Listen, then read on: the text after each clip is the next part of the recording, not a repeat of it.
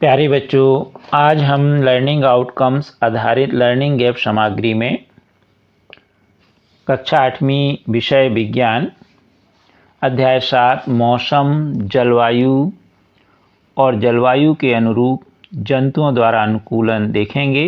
Learning outcomes हैं S706 और S710। मौसम चित्र में किसी दैनिक समाचार पत्र में प्रकाशित मौसम की जानकारी का एक नमूना दिया गया है। आप देख रहे हैं मौसम नमूना में सुबह कोहरा रहेगा, बाद में आसमान साफ हो जाएगा। शनिवार को अधिकतम तापमान 19.7 डिग्री सेल्सियस और न्यूनतम 3.6 डिग्री सेल्सियस दर्ज किया गया। रविवार को सूर्यास्त 5:45 बजे और सोमवार को सूर्योदय 7:15 बजे होगा। अब हम देखते हैं कि दैनिक मौसम की रिपोर्ट में पिछले 24 घंटे के ताप, आर्द्रता और वर्षा के बारे में जानकारी होती है।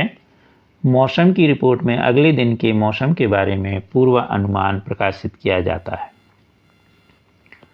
किसी भी दैनिक समाचार पत्र में पिछले एक सप्ताह के सभी दिनों की मौसम रिपोर्ट का अवलोकन कीजिए। यदि आपके यहाँ समाचार पत्र आता है या विद्यालय में आता है तो आप एक कॉपी के पीछे लिखिए और देखिए कि क्या परिवर्तन होता है। उसी को हम अवलोकन कहते हैं। अवलोकन में हम देखते हैं अधिकतम और न्यूनतम तापमान कुछ दिनों के लिए समान हो सकते हैं, परंतु सभी प्राचल जैसे तापमान, आर्द्रता, वर्षा किन्हीं 2 दिनों के लिए भी समान नहीं होते हैं। सप्ताह भर में इनमें से काफ़ी परिवर्तन हो सकते हैं। किसी स्थान पर तापमान, आर्द्रता, वर्षा, वायु वेग आदि के संदर्भ में वायुमंडल की प्रतिदिन की उपस्थिति उस स्थान का मौसम कहलाती है। यही मौसम की परिभाषा हो गई।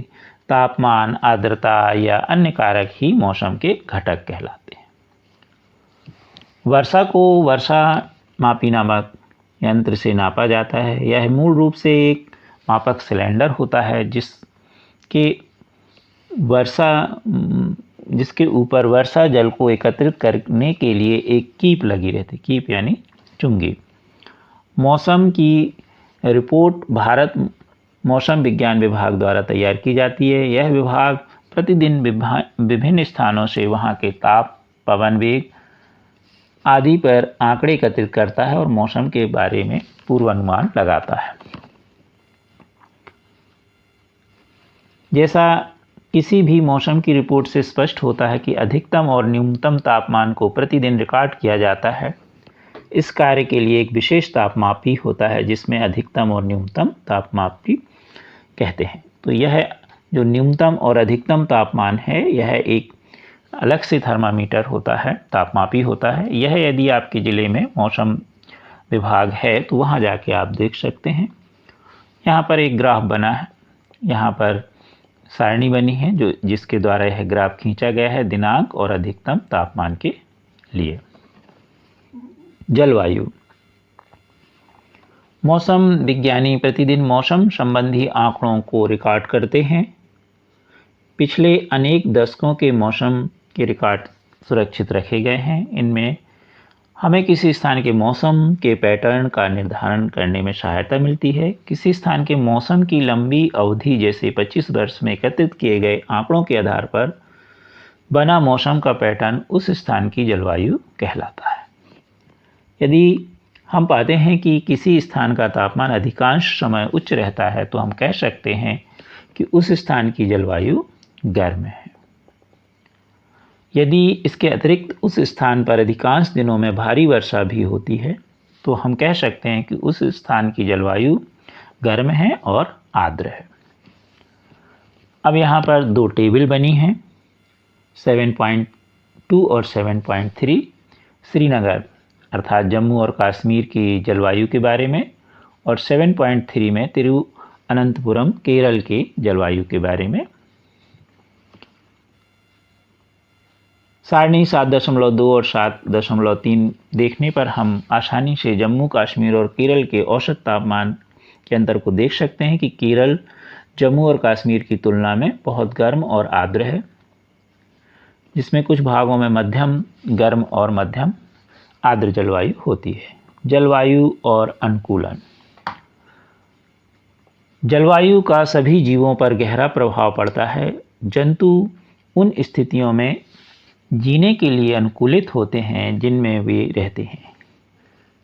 अत्यधिक गर्म और सर्द जलवायु में जीवित रहने के लिए वाले जंतुओं में स्वयं को चरम शीत अथवा ताप से बचने के लिए कुछ विशेष गुण होते हैं। वे सभी गुण और लक्षण जो जंतुओं को उनके परिवेश में अनुकूल में सहायक होते हैं, विकास की प्रक्रिया का परिणाम होते हैं।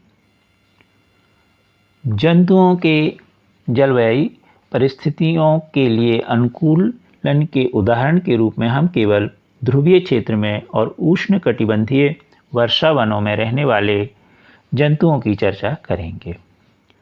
जैसा कि नाम से ही स्पष्ट है, ध्रुवीय क्षेत्र ध्रुवों के समीप स्थित होते हैं, जैसे उत्तरी ध्रुव और दक्षिणी ध्रुव। उत्तरी ध्रुव के कुछ परिचित देश Canada, Greenland, Iceland, Norway, Sweden, Finland, America में अलास्का को रूस के साइबेरिया क्षेत्र हैं।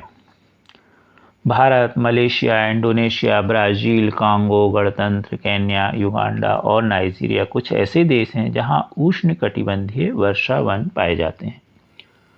ध्रुवीय क्षेत्र ध्रुवीय क्षेत्र में चरम पर जलवायु पाई जाती है। यह क्षेत्र सदैव बर्फ से ढके रहते हैं और यहाँ वर्ष के अधिकांश भाग में अत्यधिक सर्दी रहती है, यानी हमेशा बर्फ गिरती रहती है, सर्दी बहुत अधिक रहती है।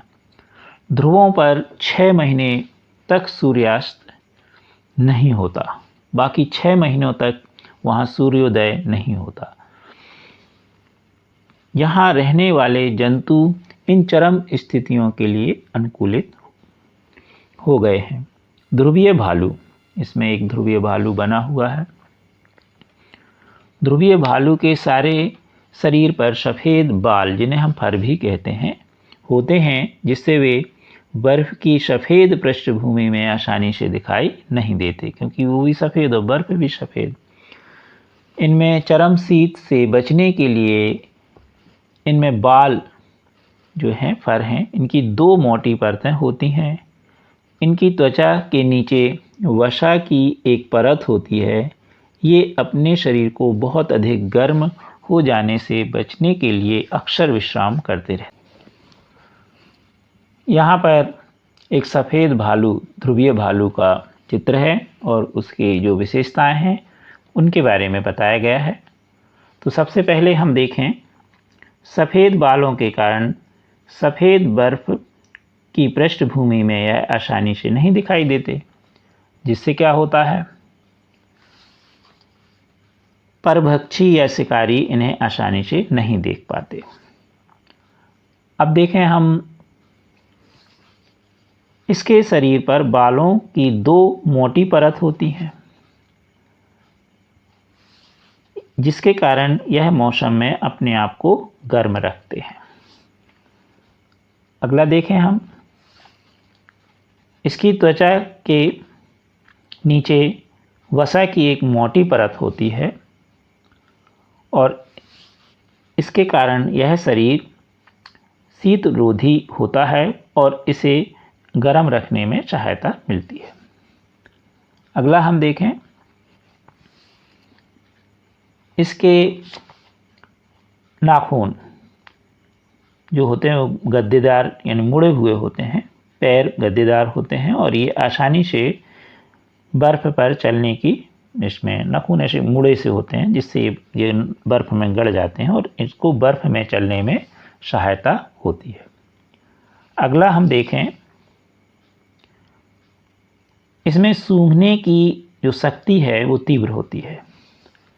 इसके कारण यह भालू को अपने शिकार को ढूंढने में और पकड़ने में सहायता होती है। तो ये जो ध्रुवीय भालू है उसकी विशेषताएं दी गई हैं। उष्णकटिबंधीय वर्षा वन। उष्णकटिबंधीय क्षेत्रों की जलवायु सामान्यतः गर्म होती है, क्योंकि यह क्षेत्र भूमध्य रेखा के आसपास स्थित होते हैं। वर्ष भर दिन और रात की लंबाई लगभग बराबर होती है। इन क्षेत्रों में प्रचुर मात्रा में वर्षा होती है। इस क्षेत्र की प्रमुख विशेषता उष्णकटिबंधीय वर्षावन है। उष्णकटिबंधीय वर्षावन भारत में पश्चिम घाटों और असम में पाए जाते हैं। सतत गर्मी और वर्षा के कारण इस क्षेत्र में विभिन्न प्रकार के पादप और जंतु पाए जाते हैं। वर्षावन में जलवायु परिस्थितियों के कारण वहाँ पर अधिकांश जनसंख्या में जंतु रहते हैं। चूँकि जंतुओं की जनसंख्या अधिक है, अतः उनमें भोजन और आश्रय के लिए सघन प्रतिस्पर्धा होती है। अनेक जंतु वृक्षों पर रहने के लिए अनुकूलित होते हैं। लाल नेत्र वाले मेंढक के पैर के तलवे चिपचिपे होते हैं, जो उन्हें उन वृक्षों पर चढ़ने में सहायता करते हैं जिनमें वे रहते हैं। वृक्षों पर रहने में सहायता के लिए बंदरों में लंबी पूंछ होती है, जो शाखाओं को पकड़ने में सहायक होती है। इनके हाथ पैर ऐसे होते हैं जिससे यह आसानी से शाखाओं को थामे रखते हैं। तो उष्णकटिबंधीय वर्षावन में जलवायु अच्छी होने के कारण यहाँ पर जो जीव जंतु हैं उनकी संख्या बहुत अधिक है। इसलिए भोजन और आश्रय के लिए जीव जंतुओं को सघन प्रतिस्पर्धा करनी पड़ती है। यहाँ पर जो मेंढक हैं उनकी आँखें लाल होती हैं, पैर के तलवे चिपचिपे होते हैं, जिससे वह जिन पेड़ों पर रहते हैं वहाँ वह आसानी से चढ़ सकें। वृक्षों में रहने के लिए जो बंदर हैं उनकी पूंछ लंबी होती है, जिससे वह पकड़ने में शाखाओं को सहायता होती है, और साथ ही हाथ पैर भी ऐसे होते हैं जिससे वह शाखाओं को थामे रखते हैं। अब देखेंगे हम अभ्यास वर्कशीट मौसम से आप क्या समझते हैं। किसी स्थान पर तापमान, आर्द्रता, वर्षा, वायु वेग आदि वायुमंडल के प्रतिदिन की उपस्थिति, तो वायुमंडल में जो प्रतिदिन उपस्थिति होती है उस स्थान का मौसम कहलाती है। यदि किसी स्थान पर तापमान अधिकांश समय उच्च रहता है तो उस स्थान की जलवायु कैसी कहलाई? तो उस स्थान की जलवायु गर्म कहलाई। भारत में मौसम की रिपोर्ट किस विभाग द्वारा तैयार की जाती है? तो भारत में मौसम की रिपोर्ट भारत मौसम विज्ञान विभाग द्वारा तैयार की जाती है। वर्षा को किस यंत्र द्वारा नापा जाता है? संक्षिप्त में वर्णन कीजिए। वर्षा को वर्षा मापी नामक यंत्र द्वारा नापा जाता है। यह मूल रूप से एक मापक सिलेंडर है जिसके ऊपर वर्षा जल को एकत्रित करने के लिए एक कीप चुंगी लगी रहती है। प्रश्न 5वां, किसी स्थान पर जलवायु के विषय में पूर्व अनुमान आसान है जबकि मौसम के विषय में पूर्व अनुमान कठिन है। तो जलवायु किसी स्थान के मौसम की लंबी अवधि जैसे 25 वर्षों में एकत्रित आंकड़ों के आधार पर बनी होती है, जबकि मौसम प्रतिदिन में बदलते हुए उस स्थान के तापमान, आर्द्रता, वर्षा, वायु वेग है। क्योंकि मौसम जल्दी बदलता रहता है, इसलिए मौसम का पूर्वानुमान कठिन है जबकि जलवायु का आसान। अब देखेंगे हम वर्कशीट 2। ध्रुवों पर कितने समय सूर्यास्त नहीं होता?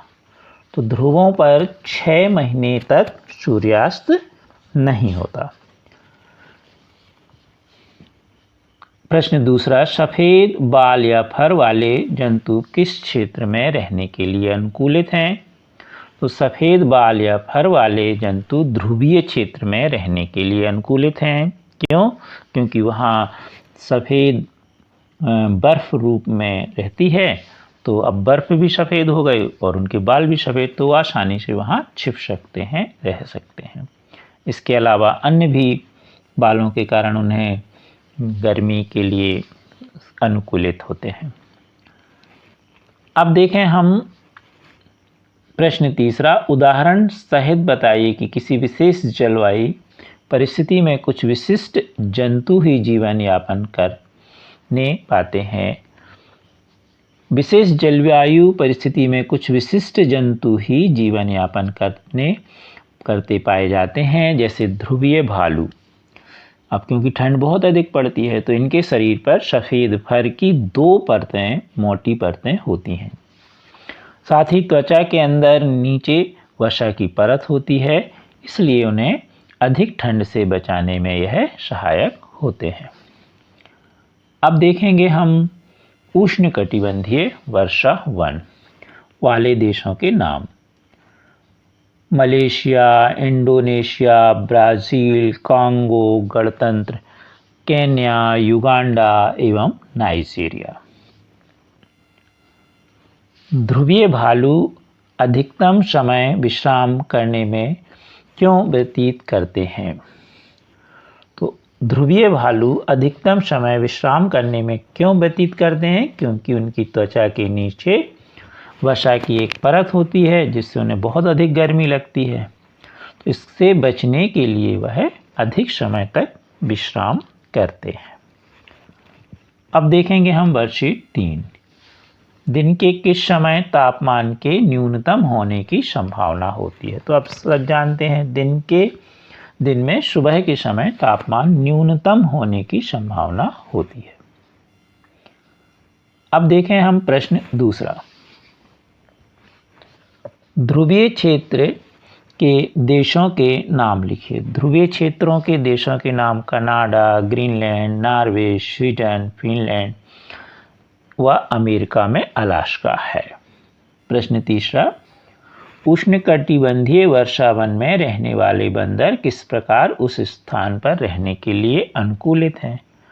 तो आपने समझा अध्याय में कि इनकी बंदरों की लंबी पूंछ होती है जो शाखाओं को पकड़ने में सहायक होती है। साथ ही इनके हाथ पैर ऐसे होते हैं जो आसानी से शाखाओं को थामे रखते हैं। प्रश्न चौथा। कौन सी विशेषता ध्रुवीय भालू को अत्यधिक ठंडी जलवायु में रहने के लिए अनुकूलित करती है? तो इसमें 2 हैं इसकी विशेषताएं। पहला तो ये है कि सफ़ेद बालों वाली इसमें परतों वाली 2 मोटी परतें होती हैं और त्वचा के नीचे वसा भी होती है, इससे भी उसे गर्माहट अधिक होती है और इस प्रकार वह अनुकूलित होता है। मौसम और जलवायु में अंतर। तो मौसम क्या है? प्रतिदिन तापमान, आर्द्रता, वर्षा और वायु वेग की जो उपस्थिति है वायुमंडल में वही मौसम कहलाता है। जबकि जलवायु क्या है? किसी स्थान में लंबी अवधि जैसे 25 वर्षों में एकत्रित आंकड़ों के आधार पर मौसम का पैटर्न उस स्थान की जलवायु कहलाता है। प्रश्न छठा देखें।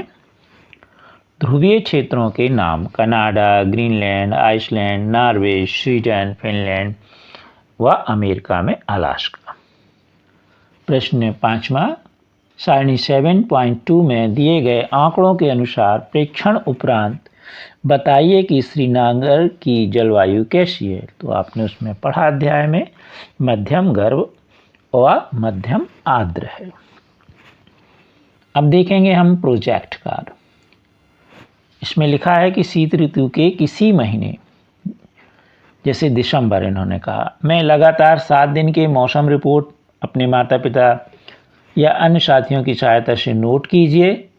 ऐसी रिपोर्ट ग्रीष्म ऋतु के किसी महीने, अब एक गर्मी का महीना ले लीजिए जैसे जून लिया है, आप मई ले लीजिए, के 7 दिनों के लिए बनाइए। अब अपने रिकॉर्ड के आधार पर सूर्योदय और सूर्यास्त के समय की सारणी बनाइए। तो ये आपको करना है। तो गर्मी में अभी वर्षा ऋतु चल रही है, अब गर्मी में आप ले लें कोई भी मई या जून और इसी तरह आप ठंड में लें और यहाँ पर आप नोट कर लें दिनांक, सूर्योदय, सूर्यास्त। अब यहाँ पर आप जो सा महीना दिसंबर की जगह आप नवंबर भी ले सकते हैं, जनवरी भी ले सकते हैं। दिनांक, सूर्योदय और सूर्यास्त ये आप कर लीजिए। इस पर जब आप करेंगे तो इस पर आधारित ये प्रश्न कुछ होंगे तो आपको इनसे मिलते जुलते उत्तर मिलेंगे। क्या गर्मियों और सर्दियों में सूर्योदय के समय में कोई अंतर होता है? तो आप देखेंगे कि हाँ होता है। प्रश्न दूसरा, सूर्योदय कब जल्दी होता है? तो ग्रीष्म ऋतु में आप जानते हैं। प्रश्न तीसरा, क्या आपको जून और दिसंबर के महीने में सूर्यास्त के समय में कोई अंतर दिखाई देता है? तो हाँ। दिन की अवधि कब अधिक होती है? तो ग्रीष्म ऋतु में। रातें कब अधिक लंबी होती हैं? तो शीत ऋतु में। अगला है, दिन कभी लंबे और कभी छोटे क्यों होते हैं?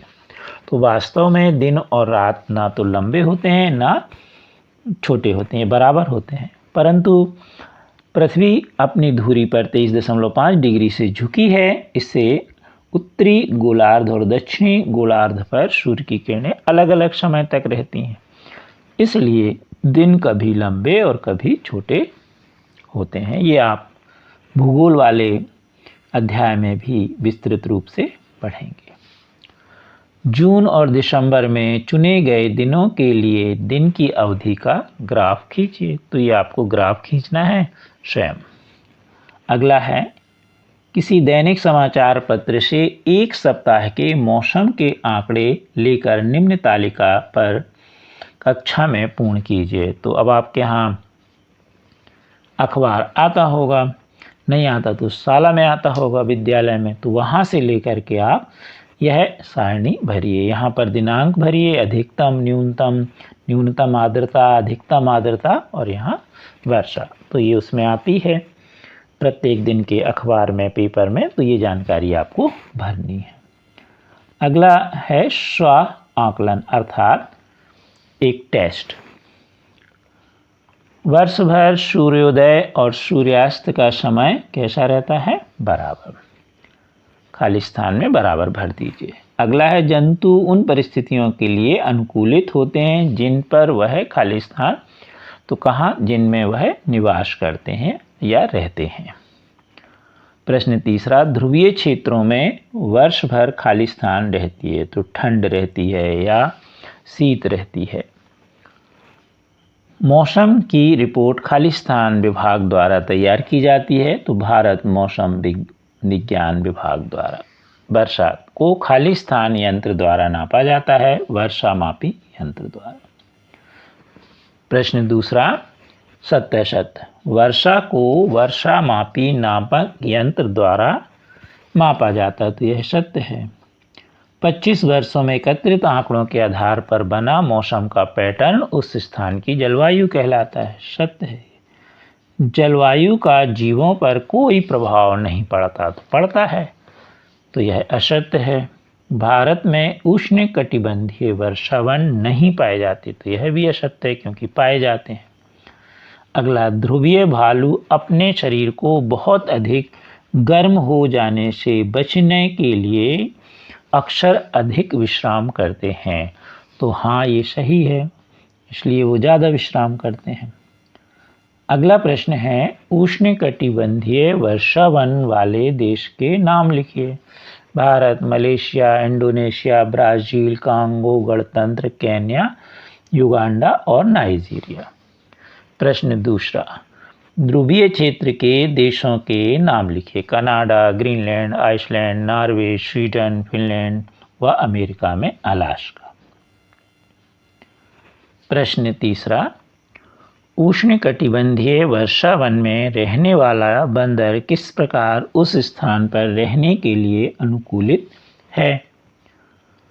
तो उष्णकटिबंधीय वर्षावन में रहने वाले बंदर की पूंछ लंबी होती है, जिससे वह शाखाओं को पकड़ने में सहायता उनको मिलती है।